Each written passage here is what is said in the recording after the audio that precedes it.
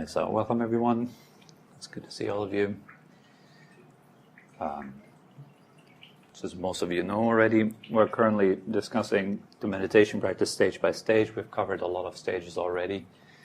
We went through a section called the Inner Toolbox, discussing various tools that you use when you practice meditation and help support the practice of meditation. And currently we're talking a little bit about the hindrances that might arise as you practice. And so far, we'll go first of all through the 5 classic hindrances, which is the first one was sensual desire. Then the second one is aversion. And today we discuss the third one that comes in a pair. It's called Sloth and Torpor. So Sloth and Torpor, they arise mostly as a result of our lifestyle. So for example, if you overeat, if you eat too much, or if you like to meditate in a stuffy room with no airflow, and it's really, really hot. These are just 2 apparent causes of sloth and torpor. So what is sloth and torpor? First of all, sloth could be defined as a physical heaviness, and torpor is a state of mental dullness. It's when your mind becomes very foggy and heavy, and it's kind of like moving through a thick mud. So what gives rise to these states is not necessarily a lack of energy, even though that's very often the case, particularly if we have a very high-speed lifestyle and build a whole lot of tension. For example, muscular tension often masks weariness, so you might feel really worn out and you're actually really, really tired, but your muscular tension kind of masks that. So as soon as you come to a meditation retreat, or as soon as you lie down somewhere or rest a little bit with no activity, you immediately go to sleep. Happens a lot in our retreats, for example, and people would come and they're super active and fit and everything, and then on day 1 they just collapse. Day 2 as well. They just want to take a 10-minute nap or 15 minutes in the afternoon, and it turns out always to get into 2-hour naps. They're really tired and exhausted. And obviously, this is quite normal with the way we lead our life nowadays. It's just constant bombarding of our senses with information. If you see the way you spend your free time, very often we take in much more information. You're not just lying down on your bed and breathe and relax your muscles and let your brain rest a little bit. Very often we lie down on our bed to take a little rest, and then we stare into our phones and read more and watch more videos and keep ourselves wired all the time. That's the tension I'm talking about. And so no wonder as soon as you really turn off all your devices and you sit down and you tell yourself, okay, I'm going to do some meditation right now, you fall asleep right away.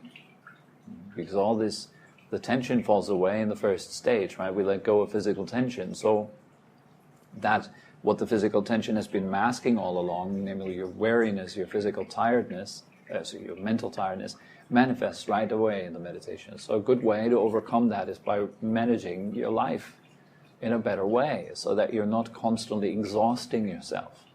We're not just constantly using up our resources of energy, but we also take time to build new energy. This is really important. And there are ways of building energy in body and mind. One such way is sleep. Sleep properly. Also a problem that many people nowadays have is they're unable to sleep properly. Lots and lots of people, I'm surprised by that, actually have insomnia. They can't sleep. They wake up sometime at 2 a.m. or 3 a.m. and then they can't go back to sleep. And then what do we usually do when we can't sleep? Work. Or just stare into our phones some more. Wiring ourselves some more. It's not good at all. Really not. So one good step would be then to, instead of masking away or trying to run away from the problems that wake you up at night, to face them. And one of the major root causes of these problems is a lack of paying attention to ourselves. That's what meditation does, right? Actually turn your attention around and you look at yourself. And instead of running away from your responsibility of taking care of yourself, then we face ourselves and we face our own discomforts and we face the shadow that we try to avoid, which might be a sense of loneliness or depression, sadness, shame, guilt, you name it, all the things that we feel as a human being and that we do not want to feel. So nowadays, at our fingertips, we have so many ways of actually avoiding the things we do not want to feel. And it's not funny, really, at all. We have so much entertainment and so many possibilities to keep ourselves busy mentally that we actually do not have to face ourselves anymore. I've seen was in an article on, I think, the death of boredom, and how nowadays people do not give themselves as much time anymore as they had before, where people were bored. So nowadays you don't have to be bored anymore, right? And this is mainly coming with internet, right? So you do not have to be bored anymore. Boredom is an uncomfortable sensation, so when you feel it, what do? You entertain immediately. And boredom actually is really good for you. Boredom is that space in which you normally, if you would not just try to get out of it, in which you normally would become creative. You get ideas of what to do with yourself in your life. But nowadays, since we do not want to be bored anymore, we just entertain immediately. We kill creativity. So many people, how does that manifest in our daily life? Many people don't know what they want. They have no proper goals in their life. They kind of just swim along with whatever comes. They just float. And some have like a rough idea, like, okay, I want to be happy, or I want to be a bit less stressed, or something like that. But like real precise goals, many people don't have them anymore. And then teachings come along that support this idea seemingly. Just be present. There is no future. The future is important. And even though it doesn't actually exist, it exists as a potential right now. It is what you do right now that forms and shapes your future. And with that, with knowing that, comes your responsibility of how you treat yourself right now, and what you do with yourself right now, to shape yourself. Mentally as well as physically. So that when hard times come, you're well prepared and you're at ease. You're well grounded, you're at home within yourself. And so this kind of constantly entertaining ourselves, it doesn't help. It exhausts you. So it might be wise to make some sacrifices and actually let go of short-term gratification and practice something for your longer or long-term well-being, long-term benefit. Not just for short-term gratification. Just getting something by the push of a button, just getting a nice feeling right now by doing this, by eating that, by going there. But actually put some of the things aside and actually think of yourself. So what am I doing right now? Who am I becoming right now? What's my trajectory? Where does my mind lead me right now? What kind of habits are becoming reinforced as I go along? And how do I look at myself at the end of the day? Do I respect myself? Or do I look down on myself and feel, oh, I could have done better? Was another day just gone to waste, binge watching and YouTube and, I don't know, like browsing the internet or something like this, and just doing nothing productive.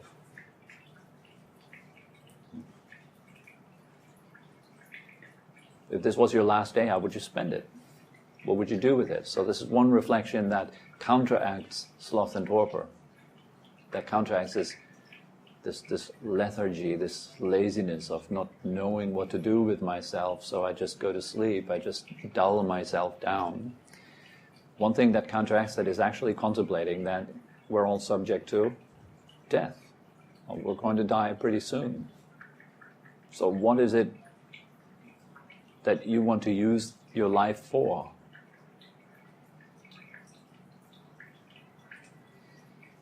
Or many people say, I wish this world was a better place and people wouldn't have to suffer that much. Well, start with yourself. Save the world from your own problems. Can you do at least that? So that your own anger and your own hate and your outrage, your own sadness, your depression doesn't flow into this world through your presence. Just at least that. So instead of going around and trying to clean up other people's houses, we clean up our own. And we take care of ourselves first. And we make sure that many people talk about these kind of things, such as you've got to love yourself, you need to be kind to yourself and compassionate. That's what that is. To look after yourself responsibly and taking care of yourself. And why would you? Because you're worth it, don't you think? Are you worth that someone pays attention to you? Are you worth the attention of another? And what kind of attention are you worth? How do you want people to see you? What are your values? What do you want other people to see inside of you? And can you see yourself that way? And if not, then why not? What's in the way? These are important questions. Ask ourselves, how do I spend my day? What did I do yesterday? What am I doing today? What did I do last week? Is it pretty much the same every day? Or is there some sort of development going on? And what kind of development is going on? What are you getting better in day after day? What's your trajectory as a being, your potential, right? So how do you manifest your potential? How do you act day after day? This is who you are becoming. And most of us, we act without knowing that our actions are a direction. They create something. So often we act irresponsibly, meaning we do not really take care of ourselves, of our own actions, what we do, what we think, what we feel, and what we put out there into the world through our being, through who we are.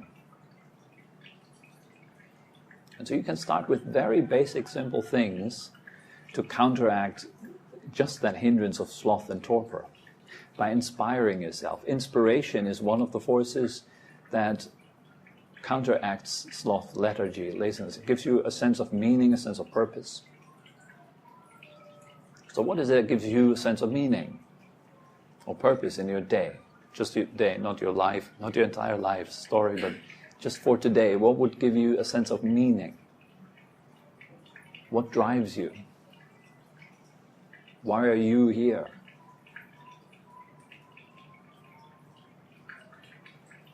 What is it that inspires you? What is it that pulls you? Not only what pushes you, but also what pulls you. What are you drawn towards?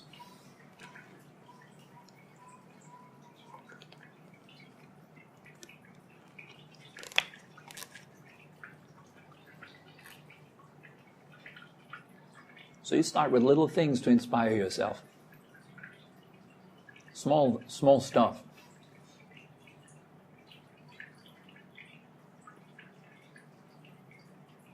For example, when you have a conversation with someone, make it a real point to listen to them.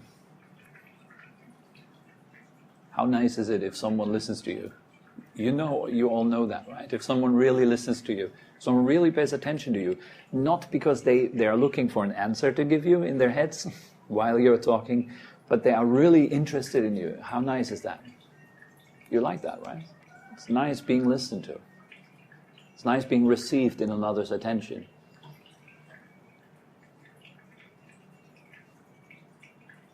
So why not make it a point of sharing that with other people, making the world a better place through that? Just a little bit, but at least something. Small things. If you see, I don't know, If you see trash somewhere, pick it up, throw it away. Small things like this. Instead of just wasting time complaining and doing nothing about it.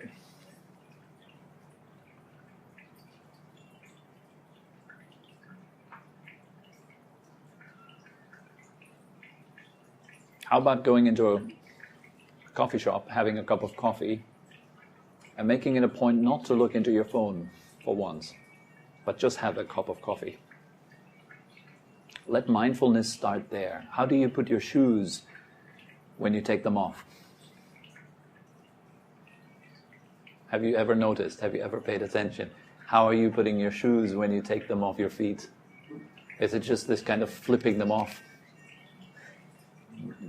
That says a lot about your state of mind, doesn't it?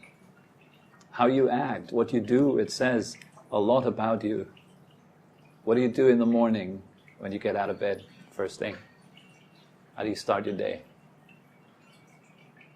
How do you end it?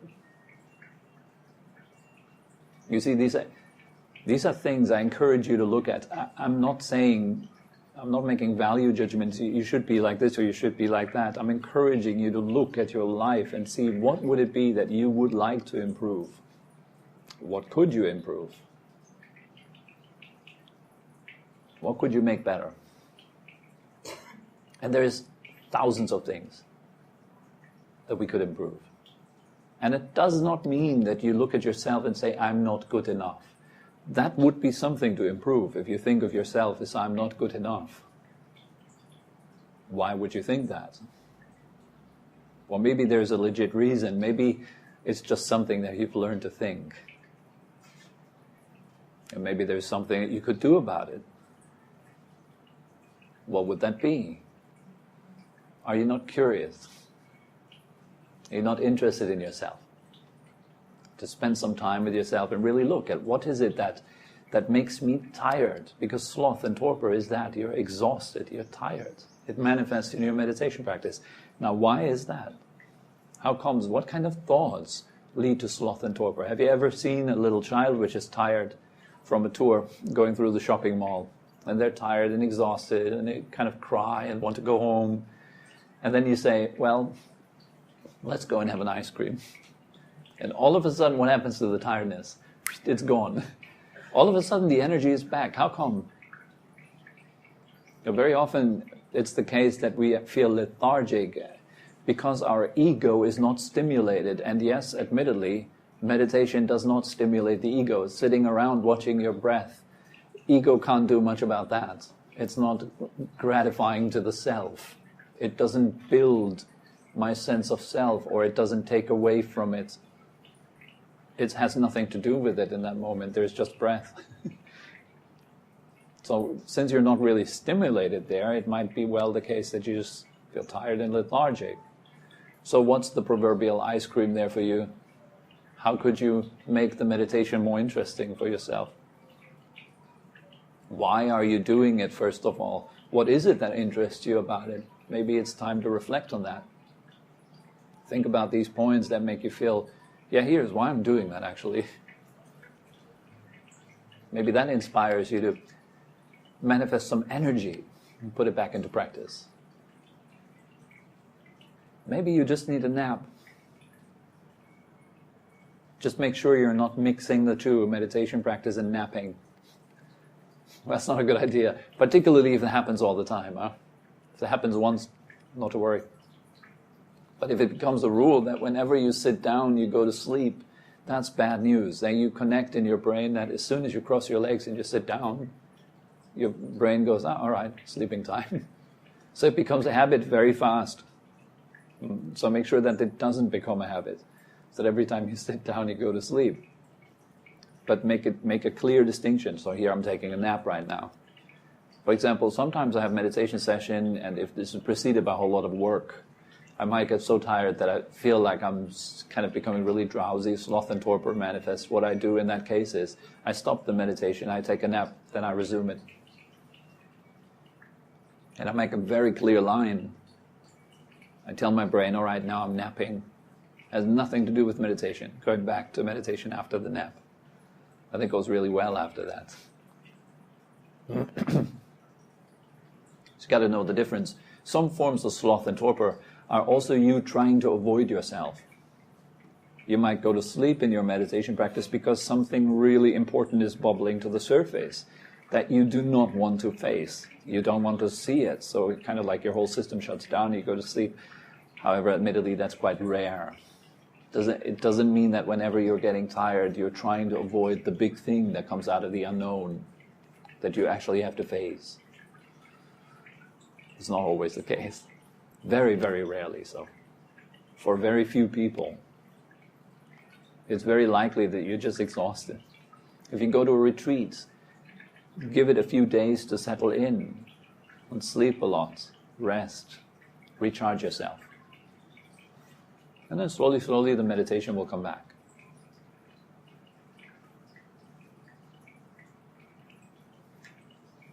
So self-talk, the way you talk with yourself, that's one reason why sloth and torpor arise. You might talk to yourself about the meditation being very boring. Oh, it's very boring. I'm sitting here watching my breath. When is there ever anything going to happen?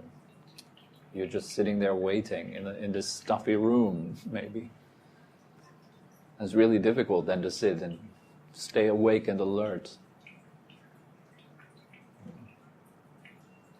Maybe it's a kind of like an aimlessness. Maybe you're just doing the meditation because it's a trend right now. Or someone has told you and you don't really know yet exactly your why, your purpose. And you might also not know the path and where it takes you. You have no idea of the map.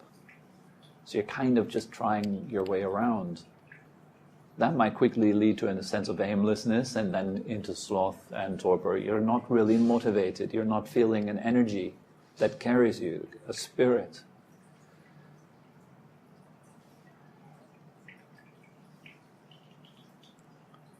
I like to think of Einstein when he had his question, right? What is light? That's a very interesting question. However, on my level, the question wouldn't be interesting enough. It wouldn't be as interesting as it was for Einstein. For me, if I would sit for a while on this question of what is light, I would probably manifest sloth and torpor. It would kind of, after a while, bore me because I do not have the tools and the drive to find out what light is, as Einstein did. So for him, it did not manifest sloth and torpor. For him, it would keep him active and energetic for hours. Not at all boring, this question. He would have so many approaches to think about it, to juggle it. So you need kind of like that drive as well to keep you from sloth and torpor. Please remember that it manifests often when there's an absence of stimuli, when you're not stimulated, which is the case in meditation. You're not really stimulated. There's nothing to stimulate your senses. No fancy music. By the way, I don't recommend to meditate with music, just in case you wonder. So precisely for that reason. You want to get to know yourself without stuff, without gadgets that preoccupy the mind. You need to know yourself without all these things. Who are you without these things? You can never know the real nature of the mind if the nature of the mind is constantly infiltrated by stuff, if it constantly reflects things. You want to get to know the screen in a cinema, it's best if the movie is not playing on it. When the movie doesn't play, you can then see the screen quite clearly. So that's the reason why when you actually meditate, you still the mind and you go beyond sensuality. You discover yourself on a deeper level. It is the same as slowly fading out the movie so the screen comes to the foreground. You see it more clearly. And music would be like putting the movie right back on. You're still caught up in the ears. You can't let the ears go yet. You can't go deeper.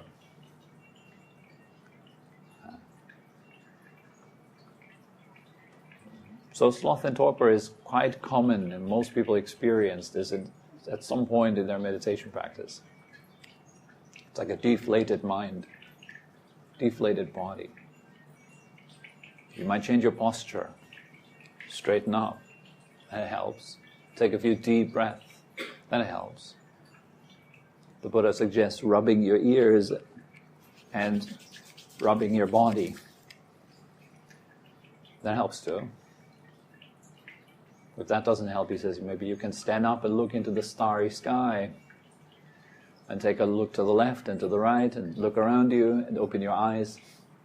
That doesn't help, he says, you can imagine light, just luminosity in consciousness. If that doesn't help, he says, take a nap. There's many things you can do if you're getting drowsy and tired and lethargic. This kind of sense of laziness arises because we have nothing that gives us energy, nothing that moves us in our lives. So we get like really lazy. Nothing you feel kind of passionate about.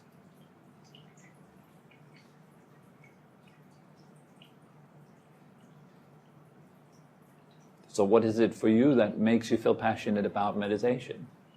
As passionate as Einstein felt when he thought, what is light? You need this kind of digging, this curiosity, this interest. That is energy. Joyful effort.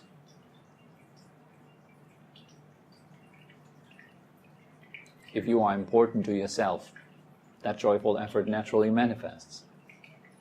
If you value yourself enough to pay attention, that gives you energy.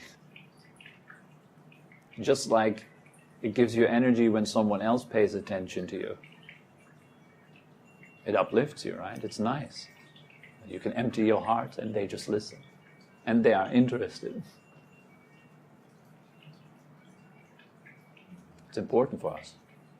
Okay, so I think kind of enough ideas bouncing around about sloth and torpor.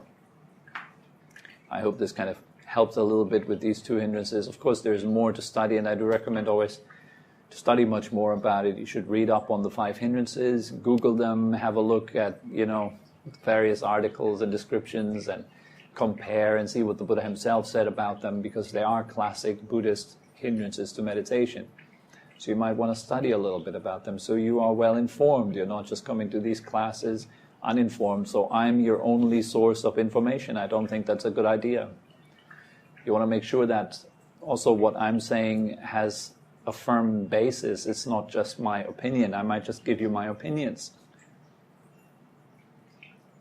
It might not necessarily be the truth. I've talked something about 5 hindrances, maybe they don't even exist. And then the next thing I say is you all need to make pictures of me and put them up on your wall and worship them. Yeah, it sometimes goes into that direction. We need to be careful, Who is an authority and what are they talking about? Use your brains. Research what I'm talking about. And so at least you would do that anyways if it's important for you. Okay, and I hope it is. I hope it's important enough to make some further investigations then. Okay, are there any questions?